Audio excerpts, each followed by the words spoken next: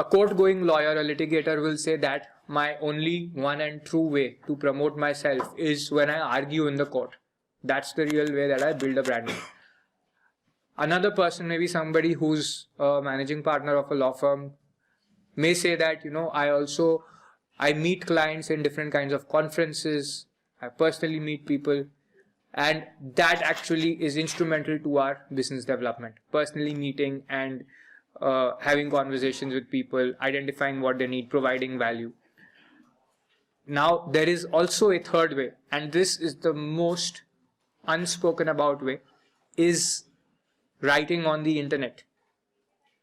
That is an open field. Not many lawyers are still writing on the internet.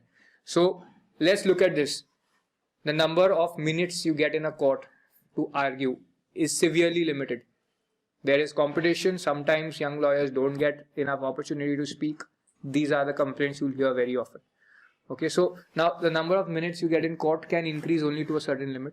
The number of one-on-one meetings you can have and the number of conferences you can attend, where you meet prospective clients or people from industry who could become your clients, that's also limited. That cannot scale beyond a point.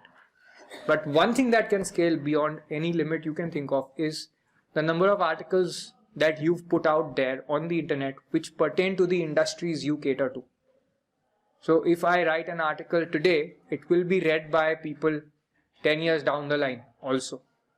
There are blog posts on IPDA's blog on how to report a cyber crime, how to open a microbrewery in India, how to obtain a foreign loan, which still generate inquiries on how to do this till date and which are years old, like which are 5 to 10 years old, and they've got more than 50,000, 60,000 views. Okay. Now imagine if you chose one area of law, that this is the law, this is the area in which I want to serve clients, okay, and you chose an industry segment and you targeted that, and over a period of 1 year you wrote 50 articles pertaining to that industry segment. Imagine how many people will read it in the coming years, coming 5 years or 6 years. You will not realize the full benefit immediately when you're writing. So the year you will be writing those 50 articles, you will probably be under a lot of pressure.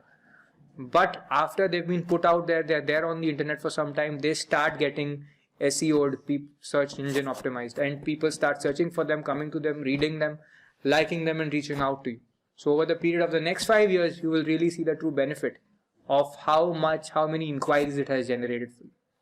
So definitely use this third area to write, and you need to identify what is worth writing about. Can't just write anything. Okay, these areas have to have value for a potential client. Now most lawyers where they write are in industry related journals. Okay, because that's how traditionally the legal practice has grown. A lawyer's client is who? A general counsel or a CFO of a company.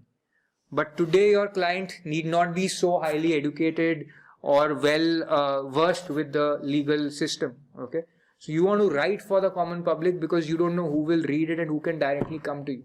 You don't want to write only in crowded spaces for journals which are read by a very handful of people. You can write for them, but don't let it limit or stop you from writing on publicly accessible forums.